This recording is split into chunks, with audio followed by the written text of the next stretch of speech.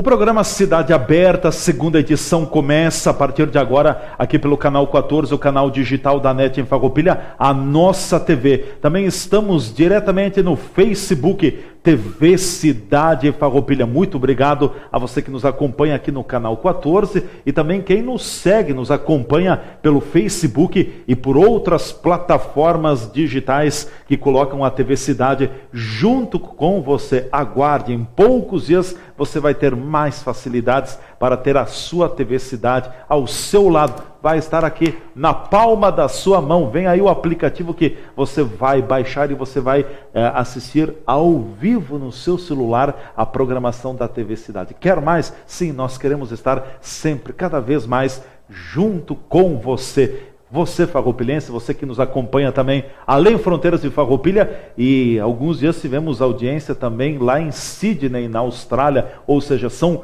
farroupilhenses que estão pelo Brasil e pelo mundo afora, mas que têm todo o interesse em estar em contato com a terrinha, como a gente mesmo diz. É nosso convidado nesta segunda edição do programa, o empresário Senair Gomes da Silva. Eu proponho ao Senair agora fazermos uma leitura então do panorama político que o Brasil atravessa. Aliás, é um momento muito delicado também na política. O que chama a atenção, o destaque, enfim, da semana é o início da tramitação na Câmara dos Deputados da segunda denúncia por corrupção contra o presidente Michel Temer, que foi lida na terça-feira. Agora tem todo o trâmite junto à Comissão de Constituição e Justiça, enfim, depois vai para a votação no próprio plenário. Senair, esta segunda denúncia, o placar na Câmara dos Deputados, tu projetas um placar mais apertado pró-Temer ou daqui a pouco até pode complicar a vida do presidente Michel Temer? Eu não acredito que ele seja complicado, porque quem tem a chave do cofre e quem tem bala na agulha, como se diz, tem moeda de troca à vontade, ele deverá se safar mais uma vez. Agora, as provas, o que existe nesta denúncia, o que existe de assuntos para ser tratado, provas para ser discutidas em cima delas, numa época normal, numa situação de normalidade, a Câmara, em hipótese alguma, poderia deixá-lo livre desta acusação, desta denúncia. Porque todos os deputados federais que estão na CCJ ou depois no plenário são candidatos no próximo ano e vão querer... E poderão levar chumbo grosso, hein? Eles vão chegar aos seus eleitores e dizer o quê? Não importa partido. Vamos entender que os nossos partidos se diluíram. Acho que hoje nós temos 35 partidos, ou 36. É tudo farinha do mesmo saco? Há quase 40 partidos. Sim. Então, como que você vai ter uma ideologia partidária quando há uma dança de cadeiras? Você está no PMDB, daqui a pouco você está no Podemos, daqui a pouco você está no Demo, de repente você está... Quer dizer, o deputado vive trocando de partido para fugir da sigla. Então, a sigla que estiver mais suja, ele cai fora e vai para uma outra. Sim, mas ele participava disso. O que os políticos no Brasil estão se esquecendo é que o povo brasileiro começa a criar memória política. Sim. Que até hoje, até essa Lava Jato, não só pela investigação, a prova de que a corrupção era grande, e como começou e como ela sistematizou, esse é o termo, ela se organizou de uma forma que teve continuidade, há crimes em sequência. Isso mostra também que nós temos que ter a memória política, ou seja, quem eram os protagonistas, quem participou de tudo isso até agora, quem ainda está delinquindo. Gedel provou que a delinquência continuava, agora está preso, chorou muito. Eu acho que tem muito mais o que chorar ainda. Zé Dirceu, agora mesmo... Mais um períodozinho de prisão. TRF4, aqui de Porto Alegre. O mesmo que vai julgar o presidente Lula. O ex-presidente Lula, né? Que deverá o julgamento acontecer no início do próximo ano. Até a metade do ano ele vai ser julgado.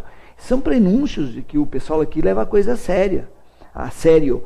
São diversas provas, porque a defesa do Zé Dirceu apelou.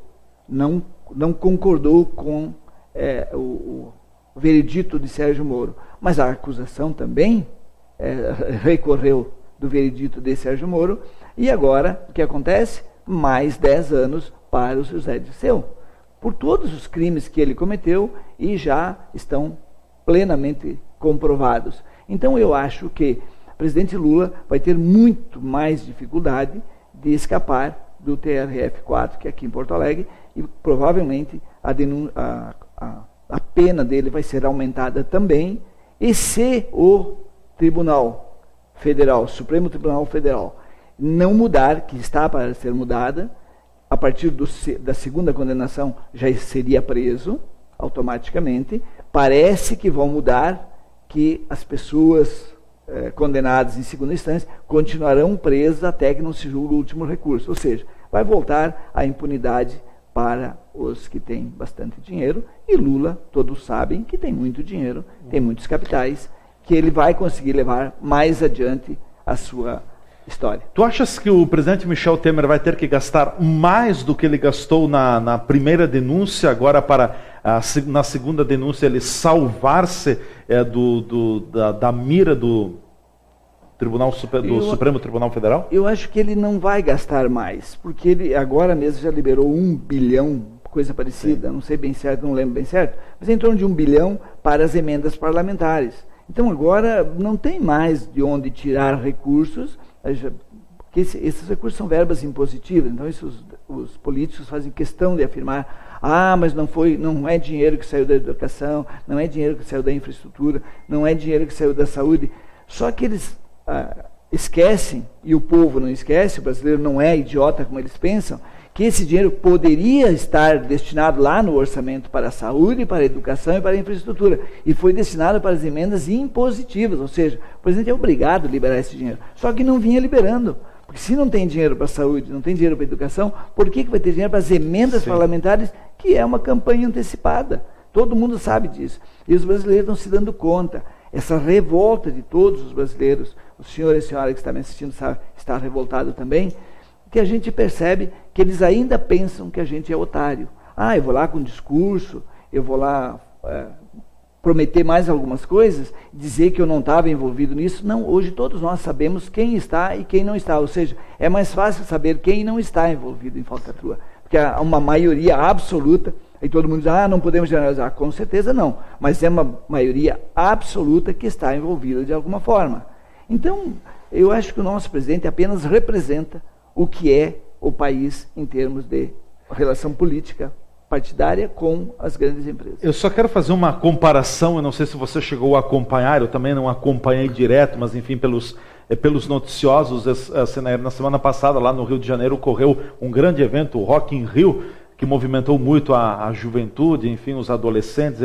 Enquanto que havia o Rock in Rio à beira-mar, praticamente lá na favela da Rocinha, o tiroteio no ar, né? Mas o que chamou a atenção, e não foi nenhuma nem duas vezes, muitas vezes a revolta dos participantes fora Temer, e também um dos grupos que esteve se apresentando, não recordo quem foi lá, cantou aquela música "Que País é Esse?", e fez uma referência ao presidente Michel Temer também. Ou seja, a insatisfação está nas bases.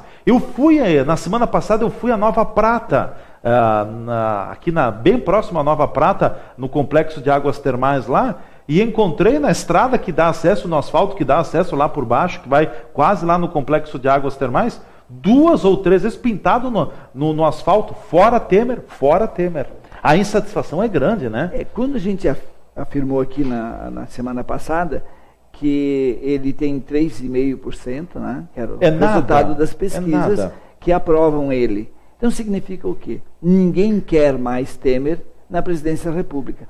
E isso é um momento muito perigoso. Porque um Bolsonaro cresce muito nas pesquisas e é o extremo.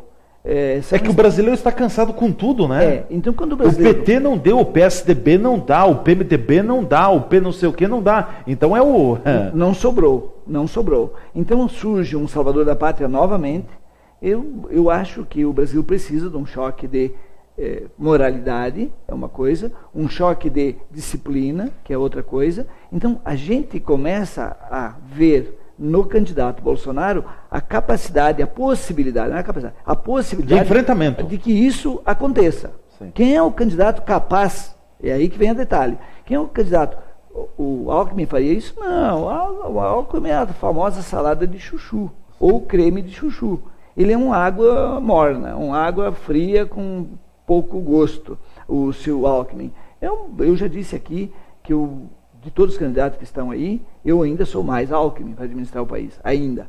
Mas, por outro lado, qual é o discurso que se ouve, que faz ressonância hoje? Contra o vagabundo, contra o ladrão, contra o bandido, contra... E o Bolsonaro tem aberto a boca. Mas se ele fala com a maior, bandido bom é bandido morto, eu não concordo com isso, eu não posso concordar com essa forma. Eu acho que nenhum ser humano tem que ser morto. Ah, mas tem a vítima, eu concordo. Por isso eu defendo a ideia de um presídio modular, onde que cada preso tem o seu andar.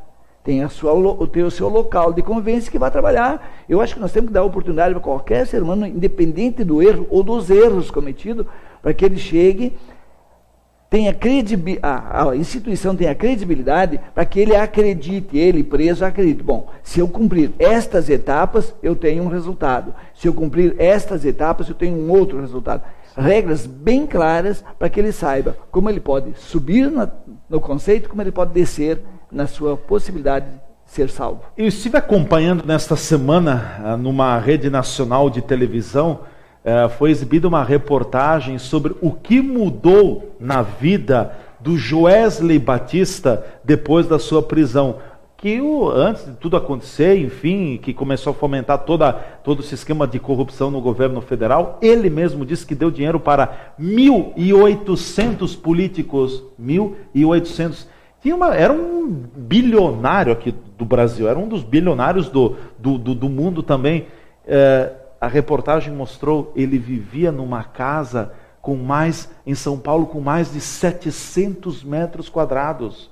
Sabe quantas vagas para estacionamento numa garagem subterrânea? 29 carros.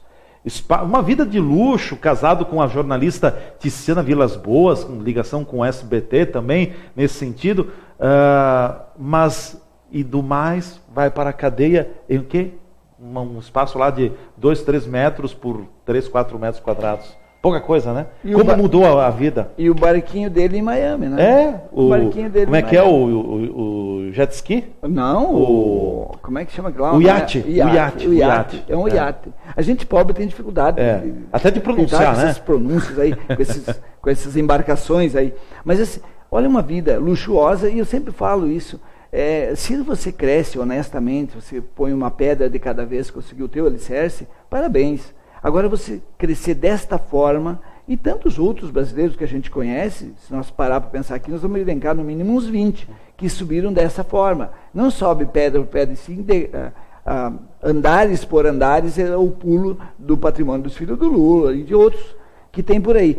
Qual é a graça agora voltar para uma prisão? Voltar para trás, exatamente. E o próprio conglomerado empresarial que era a JF, que comprou muitas indústrias, inclusive o próprio BNDES, que não tinha nada a ver, 40% das ações da JF. Lá, o BNDES, a Caixa Econômica Federal. E aí, por exemplo, a reportagem evidenciou de que agora, para manter-se, o grupo JF está se desfazendo de ativos. Por exemplo, a Alpargatas foi vendida. Tem mais a Seara, se não me engano, já foi vendida. E lá eu tive em São Miguel do Oeste nesse feriadão, e até fui visitar uma granja enorme lá de frangos, que é do Farroupilhense, é do Clédio Campos, uma coisa super moderna, coisa de primeiro mundo, e muito grande. Ele tem confinamento, a granja de aves e o criadouro lá do outro lado, é outra fazenda. Muito importante a sequência que ele tem lá. E a gente conversando sobre isso, e ele disse, nós temos uma unidade aqui que a JBS comprou. Só que agora eles vão colocar à venda. Nós temos que se organizar. E ele disse que São Miguel do Oeste não tem crise, toda a região não está em crise, não esteve, e a gente vê pela construção civil e pela cidade como um todo, que não estão em crise mesmo. Porque ele disse, o agronegócio continua andando. E a gente sabe o crescimento do agronegócio ano a ano. Então, Farroupilha tem a sorte de ter um agronegócio forte também. Não é que só impulsiona a economia local. Impulsiona o comércio e tal. Então ele estava dizendo, nós vamos ter que, logo em seguida, quando a JBS colocar à venda esta unidade, nós temos que se cotizar e comprar. Nós vamos continuar com os mesmos empregos, produzindo as mesmas coisas e vendendo para os mesmos clientes. Já é o contrário do que acontece, por exemplo, em Santa Catarina. Tem em Santa Catarina uma unidade da JIF, da JBS, que fechou, mais de 500 trabalhadores desempregados. Nós vamos ao nosso espaço de apoiadores aqui no programa Cidade Aberta, segunda edição. A gente volta em seguida então com a parte final do programa. Fiquem conosco, tem mais bate-papo com o Sinaírio Gomes da Silva já já.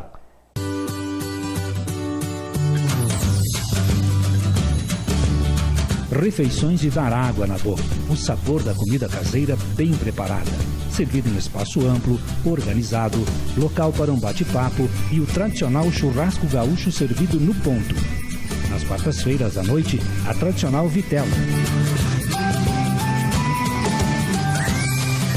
Pratos preparados com carinho.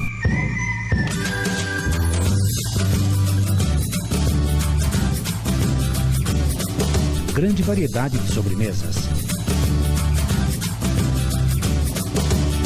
Restaurante Stefenol, muito mais que um restaurante. Pista de danças, amplo local para festas, casamentos, formaturas e aniversários.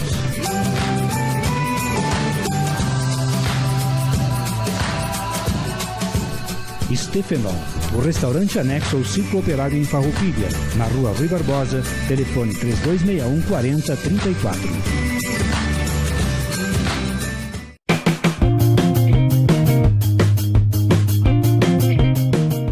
Olá, telespectadores da TV Cidade. Me chamo Milena Van Morb da Dalanhese, sou engenheira de alimentos e a dica de hoje é optar por locais que ofereçam alimentos seguros. Alimentos seguros são aqueles que não causam danos à saúde do consumidor. A prática segura de manipulação de alimentos é uma boa defesa contra as doenças transmitidas por alimentos.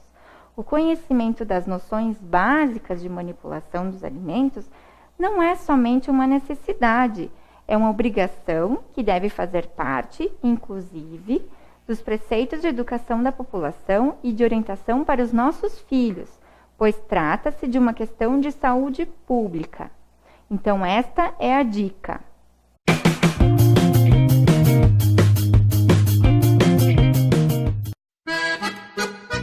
Empório das Carnes, Rua Marechal Deodoro da Fonseca 356. O Empório das Carnes tem tradição e muita variedade para o seu churrasco.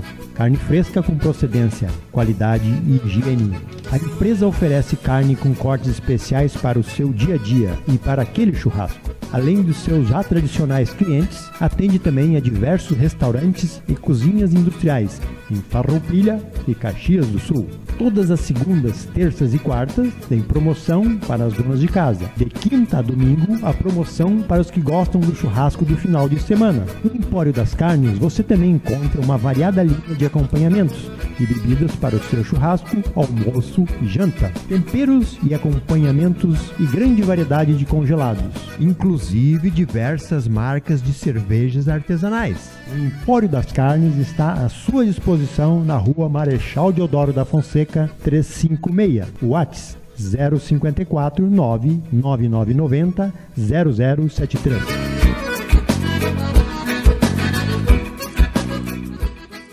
A nossa vida está sempre mudando. O jeito de falar pelo telefone mudou. O jeito de trabalhar mudou. O jeito de estudar mudou. É por isso que o governo do estado também está mudando, para oferecer melhores serviços para você. O Tudo Fácil ganhou novos serviços que podem ser realizados pela internet. Com a delegacia online, é possível registrar e acompanhar ocorrências pela internet. Agora, os empreendedores podem solicitar e acompanhar o pedido de licenciamento ambiental pela internet. E quem precisa de medicamentos pode consultar a situação do seu pedido pela internet. E tem muito mais. O acordo de resultados, a junta comercial digital e o sistema de controle de peças de desmanches. Saiba mais sobre as inovações que facilitam a vida dos gaúchos pela internet. A vida muda, a gente muda junto. Qual o nome do seu futuro? O meu é Rio Grande do Sul.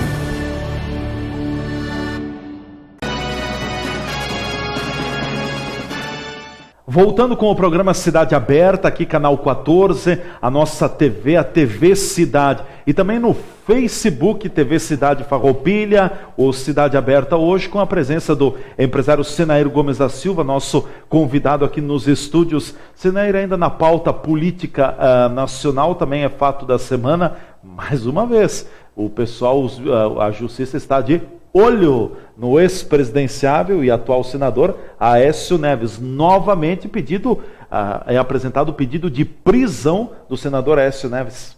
É da turma, né? É da turma que está no olho do furacão. Eles, quando pensam que as coisas estão indo para o esquecimento, a justiça dá mais uma cutucada neles. Então, nós temos aí ainda para prestar contas, e eu digo que o que fizeram com o BNDES não está todo esclarecido, vai ter mais pessoas envolvidas que vão aparecer as pessoas dos fundos de pensão, da Caixa Econômica. Ou cedo ou tarde virá, né? A própria Caixa Econômica, né? Vai aparecer, mas esses que já apareceram, nós temos já na linha de tiro o Sarney, que está demorando muito a prestar conta, temos ainda o Jucá, o Renan Calheiros está com 12 processos. Eu acho que ele é hoje o homem mais poderoso do Brasil, porque você não consegue botar a mão nele. Ninguém consegue prender o senador Renan Calheiros. Tem tanta gente assim embaixo do braço. Mas é o Renan e o Sarney. Então, se você olhar, me provaram com argumentos que o Fernando Henrique também sempre ajudou o Lula. Em todas as situações de apuro, ele também ajudou o Lula. Então aí você começa a pensar assim, mas por que o Lula, quando assumiu e pediram 12 vezes ou 15 vezes o impeachment do Fernando Henrique, assumiram o poder, todo o seu grupo, e não fizeram nada? Mas se tinha tanta coisa errada no governo do Fernando Henrique, como o PSDB passou para a oposição, era a hora do Partido dos Trabalhadores desenterrar o sapo e dizer, está aqui, vocês roubaram Furnas, como é que agora, só agora? Por que 13 anos depois, o escândalo de Furnas foi na época do FHC? Sim. Beneficiando o Aécio Neves. E o metrô de São Paulo foi com o Alckmin há 8, 10 anos. Por que o PT ficou quietinho até agora? Mas é aquela política, tu não me incomoda que eu não te incomodo. Então isso é que dá a impressão. Então o FHC e o Lula sempre foram abraçados e, aliás, são do mesmo ninho, chegaram até morar na mesma casa enquanto perseguidos políticos. Logo antes, logo depois, apareceu essa semana ainda, os 3 morando numa mesma casa em São Paulo. Sim. Os 3. Quando o FHC foi perseguido político e foi exilado com toda a outra turma. Então eles são de origem do mesmo formigueiro. Então agora a gente percebe por que ficaram tão quietinhos e o PSDB nunca fez oposição. Veja que a gente dizia, por que não tem oposição no Brasil? O PT navegou em águas calmas. Fez o que quis, quando quis e como quis. E quando alguém se manifestava, ia lá e comprava, como foi o mensalão, que está aprovado. Foi um ponto fora da curva, mas foi. E você falou antes sobre o Joesley estar preso, mais uma vez está aprovado, não denuncie. Você nunca faça isso na sua vida. Por quê? Quando Roberto... O feitiço vira contra o feiticeiro. Roberto Jefferson denunciou. Brigaram na hora de dividir o roubo, a propina, ele denunciou, foi preso. Os denunciados, não. Agora Joesley e Wesley provaram com depoimento do presidente da República. Sim. Conseguiram grampear o presidente. Quer dizer, assim, monitorados e ajudados pela Polícia Federal e pelo Ministério Público. Fizeram a coisa bem certinha, bem feita para pegar o presidente. Pegaram a mala, filmaram a mala. Ninguém pode dizer que não é verdade. Eles não fizeram isso com o Lula. Nunca ninguém conseguiu fazer isso com o Lula. O Lula não tem esse tipo de prova que tem contra o Temer. Não tem uma prova assim robusta, clara. No entanto, estão colocando dúvida na prova que o cara é bandido. Mas por que ele virou bandido? Se ele era o santo até agora. Por que ele virou bandido? Só porque ele entregou? Então, essas coisas, o brasileiro não é burro, o brasileiro não é idiota. Gente, se eu pudesse dizer isso para os políticos brasileiros, gente, pelo amor de Deus, parem com isso. Não vamos menosprezar com a inteligência do cidadão. Cada vez que eles falam isso, e estão querendo desqualificar as provas, é um tiro no pé. Porque nós, brasileiros, nós eleitores, estamos pensando assim, para mim, você vai falar isso? Não escutamos o que o presidente falou? Alguém é idiota que não consegue interpretar uma conversa do presidente? É ilegal? É legal? Você confessa para mim agora que você cometeu um crime. Quem a polícia está ouvindo, vamos investigar o Leandro que cometeu um crime. Mas é ilegal isso aqui. Bom, mas você cometeu o crime, ou não? Porque a prova é ilegal, apaga tudo. Não é assim que funciona. A informação que eu obtive nos corredores do Palácio, não lá em Brasília, não estive lá, mas enfim, tive a informação com uma fonte, no jornalismo a gente usa muito a questão da fonte, dando conta de que em maio, quando ocorreu a denúncia, veio à tona esta denúncia dos irmãos Batista envolvendo o presidente Michel Temer, num dia, não recordo o dia, mas o presidente estava, e naquele dia havia uma oscilação muito grande das bolsas, o mercado financeiro estava muito nervoso, o presidente estava preparado para anunciar à nação brasileira a sua renúncia. O que acontece? Daria uma entrevista coletiva às 4 horas da tarde, estaria renunciando ao mandato, 13h30 da tarde, chega no Palácio do Planalto, José Sarney. Mudou tudo. Muda tudo. Com Sarney é diferente, né? E até porque era o momento que o país, segundo os especialistas, é isso que vamos dizer, a nação brasileira demora um pouco para entender. Eu fico pensando, será que era melhor ou foi melhor assim, ou seria melhor se ele tivesse renunciado? Eu não acredito que seria melhor. Mas pelo menos, definitivamente, nós mostraríamos ao mundo que esse país é sério. Vai ser sério a partir de agora. Ou se vai tentar ser sério, pelo menos. Nós eliminamos uma presidente por muito menos. Nós não pegamos a presidente dizendo aquilo que o Temer falou, concordando com tudo essas coisas. A presidente nunca disse isso. Não existe contra ela e nem contra o Lula uma prova assim tão... cabal como a gente diz. Exatamente, aquela prova clara. Eu estou no rolo. Nenhum dos dois produziu esta prova. Nem o Lula, nem a Dilma. O Temer produziu. Podem até estar no rolo, mas não se tem a prova. Não, com certeza no rolo estão, né? A Dilma com a usina lá, a Vagalume lá nos Estados Unidos, ninguém me convence. Pasadena. Eu não preciso ir lá nos Estados Unidos para saber que aquilo ali é falcatrua. Ela era presidente do Conselho da Petrobras, dizer que foi aconselhada a... E a Graça Foster. A Graça Foster e o Gabriele e assim por diante. Então tem muita gente que fazia parte, o José Eduardo Cardoso, que fazia parte do time e que todo mundo, aquele Jacques Wagner, e Tião Viana, tem uma dúzia. Tem uma penca. Tem para todos os gostos. Então assim, os criminosos no país foram crescendo em número. De um tempo para cá, cada vez aumentou mais. E agora, cai no presidente e dizem que para o bem do Brasil, para a economia brasileira, o Sarney foi lá e disse, tu é louco fazer isso. Não volta atrás, fica aí, foi isso. E na visão geral dos grandes empresários brasileiros, também era melhor ele continuar. Os grandes empresários brasileiros estão assim, fica Temer, até porque a economia se descolou. Se deslanchou. Descolou. Da questão política. Então o que os grandes empresários querem? Que continue como está até concluir o mandato. Bom, depois da eleição, é outra coisa. É outro cenário. Aí é outro cenário. Deixa eu te perguntar, te anima a primeira semana, enfim, um pouco mais de dias de trabalhos da nova Procuradora-Geral da República, Raquel Dodge, no comando da Procuradoria? Parece discreta, mas me parece linha dura por enquanto, hein? Olha, é muito cedo ainda para fazer uma análise assim mais consistente, mas o que se sabe, dito pelo seu professor, um dos principais professores dela, mais conhecidos, ele disse textualmente que a turma que está sendo investigada, que estava nas mãos do Janot, que se sentiu aliviado com a saída do Janot. Vai sentir saudades. Vai sentir saudades do Janot, que diz que ela é mais promotora de justiça, mais promotora de justiça do que...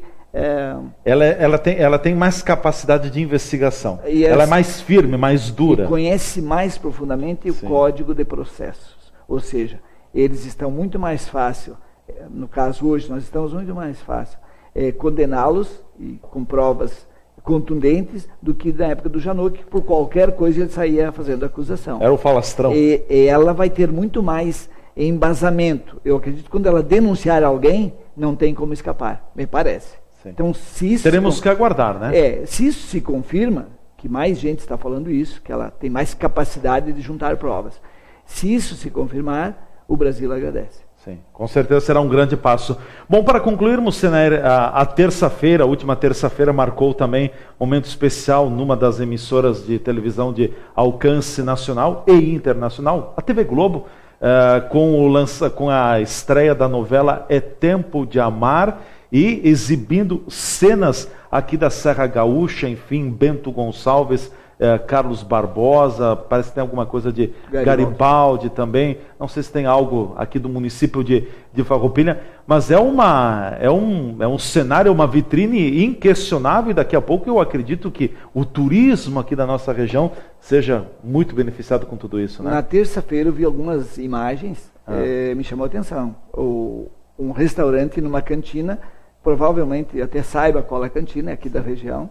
Então a gente fica muito feliz de ver isso a nível nacional e internacional, a nossa região sendo mostrada na tela grande. Mas eu queria te dizer também que esta semana o governador Sartori finalmente disse que o salário vai ser pago integralmente a quem ganha pouco. Quem ganha menos terá prioridade de pagamento. Isso, vamos reforçar essa notícia, que quem ganha pouco vai receber numa vez só e vai ser prioridade. Sim. Então, aliás, o Sartori disse que está muito próximo de anunciar a solução definitiva para o déficit fiscal no estado do Rio Grande do Sul. Dá para acreditar nisso, Senair? Ele deve ter alguma carta na manga não divulgada ainda, porque essa negociação com o governo federal, dando algumas contrapartidas, provavelmente entre aí algumas empresas públicas, sendo privatizadas. Será que o Sartori vai colocar o Banrisul também? Não, eu acho que não passa pela Assembleia Legislativa, porque a Assembleia hoje está muito dividida, porque todo mundo está com o olho na eleição do próximo ano, e o Sartori que se lixe, como se diz lá fora. Então eles estão muito mais preocupados com o pelego deles, com a sua imagem, do que em ajudar o Rio Grande. Eu acho que a Assembleia Legislativa, esta Assembleia de agora, vai ficar devendo para a sociedade gaúcha. Não estão fazendo com a responsabilidade. Não sou defensor do Sartori, bem ao contrário, sempre critiquei o Sartori pelas suas atitudes. Agora, eu tenho que te dizer que nós teríamos que ter essa preocupação enquanto gaúcho de salvar o Estado. E talvez uma das boas iniciativas seria privatizar algumas empresas que são cabíveis de emprego. A gente sabe disso. Tem gente na CE que a gente conhece que, convenhamos, tem um histórico para que coloque lá ele como eles. Né? Olha a diretoria da CE como está constituída, olha a diretoria do Banrisul como está constituída, olha de todas essas estatais como elas estão constituídas, é risível. Mas essas estatais do Rio Grande do Sul, se a gente pegar todas as diretorias até hoje, de 30 anos para cá, o gaúcho acredita mesmo. Nós temos passando pelo que plantamos. Nós preparamos o Rio Grande para passar esse momento. Em 2 ou 3 frases, nosso tempo está no final. O Sartori governador é o mesmo Sartori enquanto prefeito de Caxias do Sul? Não, prefeito de Caxias do Sul, ele tinha a prefeitura na mão, tinha uma equipe de 20 e tantos partidos, mas ele conseguiu, com dinheiro, se faz milagre. O Temer não está se salvando, provado que é corrupto, com certeza, todo mundo sabe, que vinha comprando cunha, isso e aquilo, se salvou por quê? Porque tem dinheiro, ele tem as emendas e os cargos. Agora estão discutindo que alguns cargos não foram ainda preenchidos e estão na briga dos malandros. Mas o Sartori, enquanto governador, primeiro que nem ele não acreditava que ia ganhar essa eleição, primeiro. Segundo, ele não estava preparado para ser governador do estado, é uma coisa um pouco maior. Terceiro, ele não imaginava que ia encontrar um abacaxi desse tamanho. Além do abacaxi, tanta gente já enterrada dentro das secretarias, é um corpo pesado, cheio de gente, que eu mais ou menos, há um tempo atrás, estive dentro das secretarias do governo, eu mais ou menos tenho uma ideia do que seja. E tu imagina com mais a passagem do Tarso Genro lá por dentro, que durante o governo Tarso eu não sei nada, mas é natural. Eu estive em Brasília logo que o Lula assumiu, no segundo governo dele, e eu sei o quanto de gente tinha em cada sala. Então, aqui não foi diferente. Não seria diferente. Até porque a dívida do Rio Grande do Sul saiu de 1 para 9. Bom, Senair, te agradeço, obrigado pela presença, até uma próxima oportunidade. Muito obrigado mais uma vez, é sempre um prazer voltar aqui e espero voltar na próxima semana. Um abraço a todos, tenham uma boa semana e um bom final de mês. Obrigado. Senair Gomes da Silva foi o nosso convidado hoje aqui no programa Cidade Aberta, que vai chegando ao seu final na sua 2ª edição. Só voltemos aqui a câmera, porque o Senair tem uma apêndice. Se eu não falar, eu vou levar o bigode. O bigode. O senhor Gilberto, o homem que tinha Gilberto não é... Não lembro o nome dele. Ele tinha aquela lancheria na entrada do o bar do Bigode, o bar do Bigode. Mas lá na FENAQUIV, ele tinha a lancheria bem na entrada. Todos os governadores que vieram, e todos vieram para a abertura das FENAQUIV, ou durante as FENAQUIV, tomaram o quentão do Bigode. E o Olívio Dutra queria levar todo o quentão do Bigode embora. Foi a maior confusão. Porque era bom, o Olívio gostava de quentão. E o Bigode disse que aquele blusão que eu usei... Na semana passada? Era uma blusão que valeria não sei quanto. Então, eu quero só dizer pro Bigode... Mas a camisa hoje também vale, hein? Ô, Bigode... Um abraço para ti, tu sabe o quanto eu te admiro, quanto a gente é amigo, e a tua esposa está te aguentando ainda como professora aposentada, e então eu acho que ela merece uma estátua, no mínimo, na frente da casa dela. Um grande abraço para vocês. Obrigado. Está, eu quero também deixar um grande abraço ao Bigode, o conhecido Bigode, enfim, quem não o conhece, o Gilberto, aquele abraço todo nosso aqui da TV Cidade. Vamos chegando ao final do programa Cidade Aberta pelo canal 14, mas eu quero colocar a informação que recebi também, e olha, eu quero aprofundar esta informação. Deu entrada na Câmara de Vereadores na última terça-feira projetos de lei do Executivo Municipal em que o prefeito municipal está pedindo a autorização legislativa para a busca de 2 empréstimos bancários. Um na ordem de 5 milhões de reais para asfaltamento no interior e outro na ordem de 2 milhões de reais para a compra de máquinas para o poder público municipal. Quando não se tem investimento, se tem que recorrer ao empréstimo. Cuidado, porque pode ser uma corda complicada lá na frente. Ficamos por aqui com o Cidade Aberta. Até amanhã nesse mesmo canal, nesse mesmo horário, com mais uma edição do programa. Forte abraço, a gente se encontra aqui na TV Cidade.